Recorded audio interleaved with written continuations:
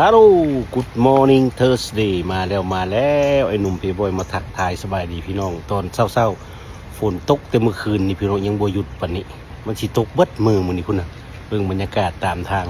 เฮาเปิดคลิปอยู่หน้าบ้านเฮาพี่น้องกำลังสิออกไปทำงานตอนนี้เวลาตี 5 กับ 50 นาทีพี่น้องยังอีก10 นาทีเฮาก็สิออกไปละ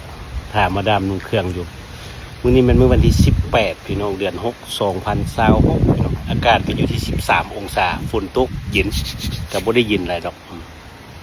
พบกันมื้อนี้มันมื้อวัน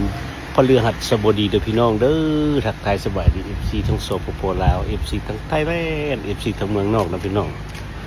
โดยเฉพาะ FC อยู่ทางประเทศแคนาดานะพี่น้องเนาะบ่ได้หนุ่มเพย์บอยเฮาอาศัยอยู่นี่แหละถ้ากันเบิ่งแต่ละเช้าก็จะเฝ้าเบื่อไอ้หนุ่มเพย์บอยเด้อพี่น้องเด้อเปิดคลิปให้เบิ่งทุกมื้อรายงานอากาศทุกมื้อทุกวัน เบิ่งแล้วก็อย่าลืมกดไลค์กดแชร์กดติดตามให้หนุ่มเพย์บอยให้ด้วยพี่น้องเอามาตามเบิ่งมื้อนี้ว่าเฮาสิมีจักคลิปแต่ว่าฝนตกเบิดมื้อแน่นอนมื้อนี้เด้อพี่น้องโอเคครับผมบ๊ายบาย